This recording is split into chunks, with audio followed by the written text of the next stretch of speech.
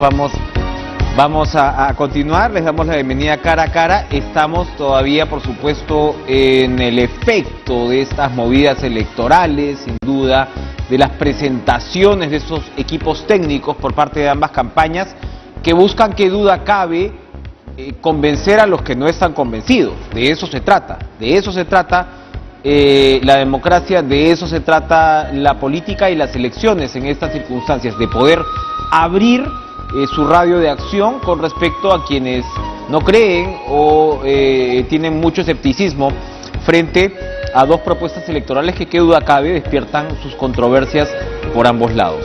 Y precisamente le vamos a dar la bienvenida a Salomón Lerner Guitis, expresidente del Consejo de Ministros, que en su momento, por supuesto, también tuvo un papel importante en esta tarea de ir encauzando políticamente candidaturas. Vamos a ver si considera que lo que está ocurriendo ahora es, en todo caso, lo que debería ocurrir.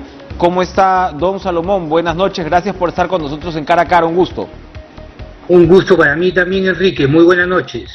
Por favor, ¿cómo observa este emplazamiento de ambas candidaturas? Evidentemente le voy a preguntar además con énfasis sobre la candidatura del profesor Castillo, que me imagino que de repente usted observa con mayor interés la posibilidad de que esta candidatura se abriera probablemente a determinados sectores, y por supuesto usted siempre ha sido reconocido como un empresario de izquierda, lo cual evidentemente nos ayuda a entender un poco por dónde podría ir una candidatura con estas características.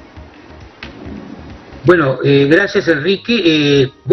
He seguido indudablemente la contienda electoral, la primera vuelta, con resultados realmente sorprendentes. Creo que la mayoría de la población peruana no esperaba que hubiera un balotaje entre Pedro Castillo y Keiko Fujimori. Esto nos ha sorprendido a la mayoría de los peruanos, que de acuerdo a las encuestas, de acuerdo a los pronósticos que se realizaban, no veíamos a estos dos candidatos que iban a disputar la segunda vuelta. Pero ya estamos en ella y indudablemente las fuerzas se están reordenando. Hay un reordenamiento de fuerzas importantes alrededor de Keiko Fujimori. Creo que hay varios partidos que han firmado, o por lo menos han dicho el compromiso de apoyar a esta candidatura, y otros están, sobre todo las candidaturas de izquierda, están apoyando a Pedro Castillo, ¿no? Lo que indudablemente nos llama mucho la atención es ya después los programas que han ido variando con el tiempo, ¿no? Desde la presentación, en un caso de algunos connotados profesionales que se han ido presentando, hasta esta última semana, hace 48 horas o menos de 48 horas, que ha salido una lista de técnicos, en algunos casos muy conocidas, en otros bastante desconocidas. Y esto también nos lleva a pensar cómo van a actuar estos técnicos frente a la coyuntura en las próximas semanas. Creo que eso es importante decirlo, ¿no?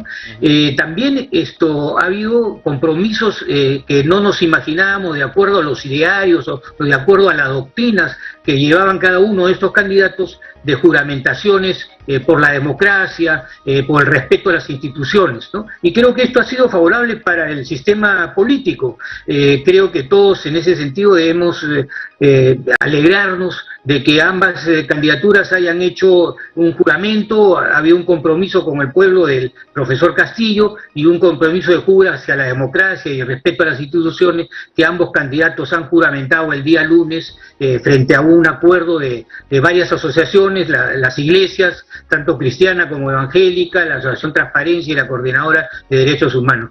Esto nos lleva a que el proceso podamos nosotros esperar que tenga resultados interesantes. Vamos a ver ahora los programas, vamos a ver las propuestas de cada uno de ellos para poder analizarlos y poder realmente evaluarlos al final. ¿Por qué el pueblo peruano se va a decidir, sobre todo en las personas que están, como tú lo has mencionado, en ese factor de indecisión, que en algunas encuestas está entre 10 a 20% las indecisiones que hay en las candidaturas, ¿no? Lo que tú me preguntas es si esto podría evaluarse o hacer algún tipo de comparación con lo que fue la candidatura, por ejemplo, me imagino, la pregunta estaba indicada hacia la candidatura de Ollanta Humala, que hubo pues un giro desde la candidatura del 2005-2006 bastante radical a una candidatura de una izquierda moderada, no tan radical, en el año 2010-2011 que lo llevó al poder a él. Creo ahí que el profesor Castillo está haciendo intentos de poder aproximarse a ese tipo de reacciones, por lo menos en la parte de respeto a las instituciones y en la parte del sistema democrático y otras instituciones lo ha hecho así. Vamos a esperar qué clase de políticas sus técnicos sustentan en estas próximas semanas para evaluar finalmente si hay un giro, un cambio hacia lo que fue el ideario primogénito del Partido Perú Libre en la candidatura de la primera vuelta. Ahora, ¿qué le provoca, por ejemplo, el hecho de que en el Plan Bicentenario se incluya alusiones evidentes, explícitas, a la restricción de importaciones? Como insistía usted, que es si se quiere, un empresario progresista, ¿cómo interpretar? Porque eso parece ser una especie de señal de alarma que incluso alguien como Kurt Burneo ha dicho, bueno, hasta aquí nomás. ¿Cómo interpreta eso? Bueno, mire, todo país tiene toda una serie de medidas que van desde las importaciones a rajatabla de algunos productos, en algunos casos por razones sanitarias, ¿no? Que a veces hay unas importaciones que se prohíban, hasta aranceles que indudablemente dejan prácticamente a la competencia externa no poder promocionar sus productos internos. Yo no conozco los interiores de quien ha hecho esta propuesta, pero me imagino que es básicamente para tratar de proteger algunas producciones, por lo menos en el caso agrícola o en el caso de manufacturas, en donde hay muchos reclamos de los productores nacionales en relación a las importaciones de dumping, por ejemplo, de la China en confecciones o de hilados, ¿no? en la parte textil, y en algunos productos agrícolas en donde los precios también llegan con subsidios de diferentes países. Pero indudablemente hay que esperar que los técnicos que han aportado ese principio lo puedan hacer con mucha mayor explicación para poder entender exactamente a qué se refiere ese tipo de prohibición de importaciones. Bien, ahora, por el lado de la señora Fujimori, ¿usted ve espacio de juego o también, digamos, está bastante apretadita en términos de lo que puede hacer para convencer a los escépticos? Bueno, yo veo que ella también ha lanzado una serie de propuestas ahora en su campaña que no las tenía tampoco en su programa original, por ejemplo el canon, la repartición del canon, el 40% del canon, que creo que algunos de los nuevos técnicos, no sé si estarán muy de acuerdo en tratar de repartir el canon hacia las familias y no manejarlo institucionalmente para obras de infraestructura que son de repente mucho más importantes en las diferentes regiones. Perdóneme, parece que Rómulo Mucho, que se ha sumado al equipo, no está muy de acuerdo con eso. Por eso le decía, Enrique, que me parece que, por ejemplo, ese es un caso, o en el otro caso, en donde ya se había, digamos, el Ministerio de Pesquería se había puesto dentro del Ministerio de Producción, ahora volver a crear el nuevo Ministerio de Pesca, ¿no?, de Pesquería, en lo cual también seguramente muchos de los que están acompañándolo en su equipo técnico no desean mayor burocracia, mayor cantidad de ministerios, sino justamente tratar de que el Estado sea mucho más chico, ¿no? Entonces creo que también ahí hay unos temas que ella tendrá que ir poco a poco delineando y la ciudadanía en general esperando que se continúen o den algún tipo de diferencias en cuanto a su actitud frente a lo que está programando durante esta campaña, ¿no?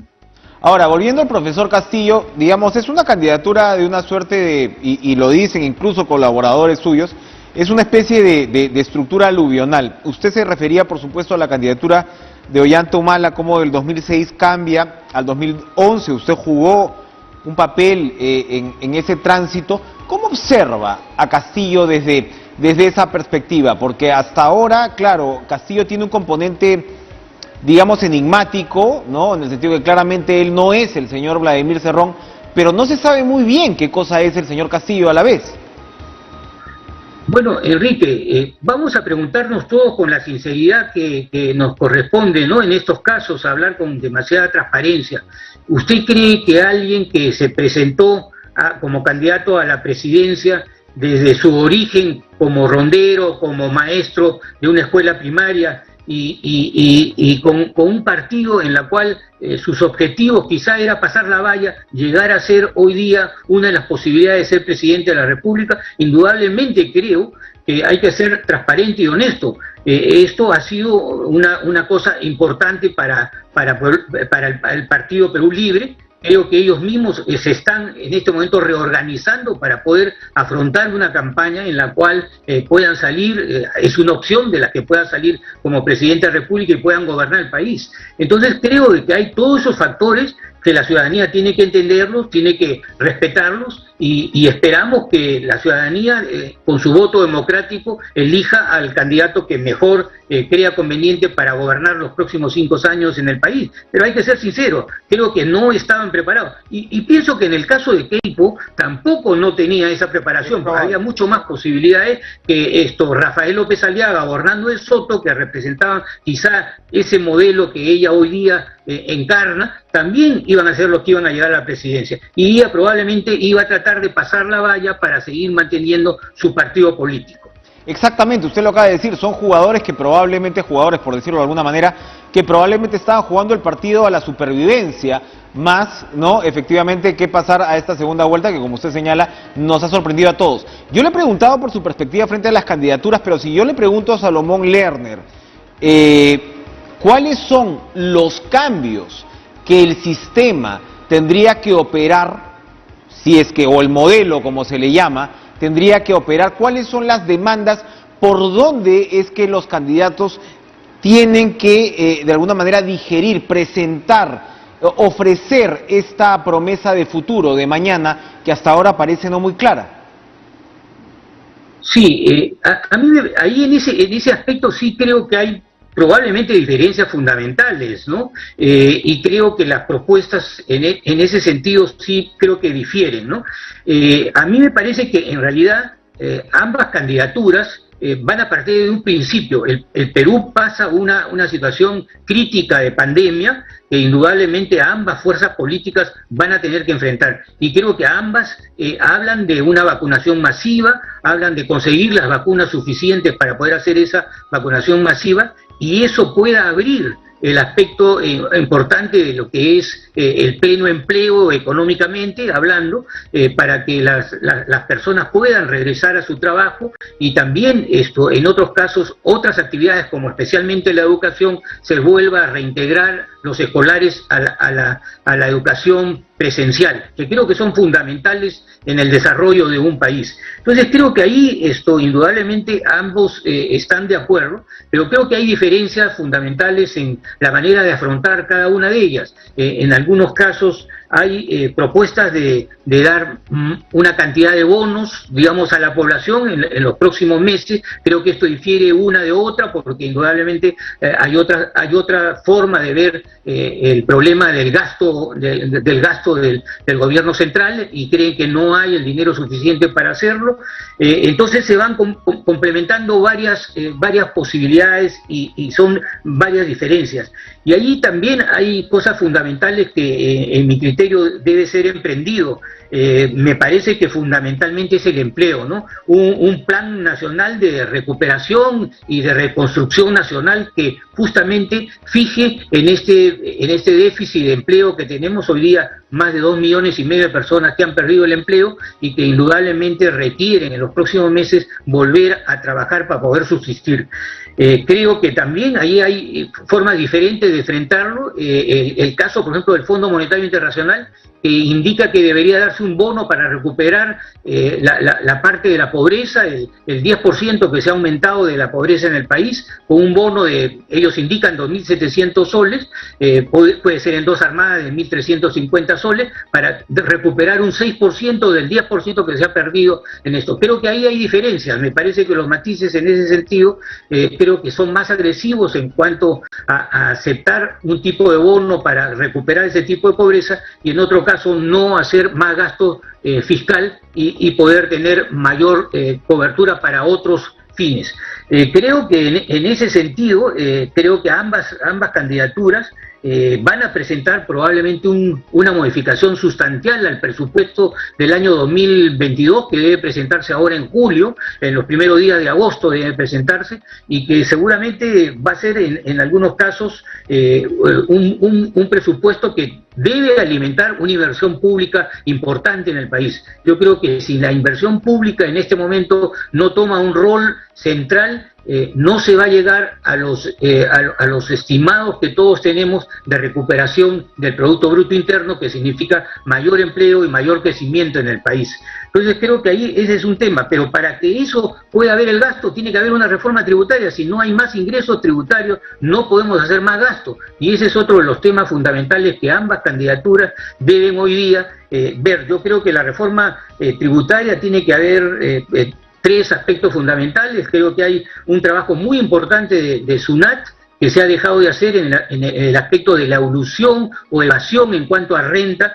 Se calcula que en renta hay indudablemente más de 49% de elusión, y en IGB también aproximadamente 30%, lo que indudablemente esto acompaña exoneraciones tributarias que se tienen que revisar. Y por supuesto yo considero que sí debería haber un impuesto sobre la solidaridad para que la pandemia pueda ser recuperada dentro del gasto fiscal que ha habido en el último año. Y por lo tanto después hay ya lo que cada uno de los candidatos va a escoger, cómo poder enfocar el tema de los problemas más fundamentales en cuanto a qué tipo de gasto hay que hacer, si es tipo de gasto para implementar mayor fuerza a la agricultura, mayor fuerza a la manufactura. Cada uno de estas ramas creo que diferencian a los candidatos. Me imagino que viniendo del campesinado, de rondas campesinas, la predilección por apostar más por la agricultura, la agroindustria, será pues del candidato Pedro Castillo, y quizá los otros temas más de infraestructura serán pues de la candidata Keiko Fujimori, pero lo veremos también ahora con los técnicos si esos son las prioridades que ellos van a poder lanzar en sus propuestas, ¿no? Muy bien, Salomón Leonarguitis, diferencia de enfoque sin duda que vamos a poder procesar en los próximos días. Muchas gracias por estar con nosotros en Cara a Cara y compartir esta perspectiva, expresidente. Solamente, Enrique, 30 segundos, nada más. Adelante. Decirles a todos los peruanos que este es un país muy rico y con un potencial muy grande. Creo que todos los peruanos tenemos que juntarnos y unirnos a ayudar a quien llegara el 6 de junio a ser presidente de la República. Creo que la potencia nuestra es que vamos a ir adelante y todos juntos vamos a poder tener un país con mucho mayor bienestar. Ese es mi llamado a toda la ciudadanía. Muchas gracias, Enrique, por esta oportunidad. Gracias a usted. Vamos a ir a una pausa, pero regresamos con Luis Valdés, presidente de la Comisión de Constitución del Congreso.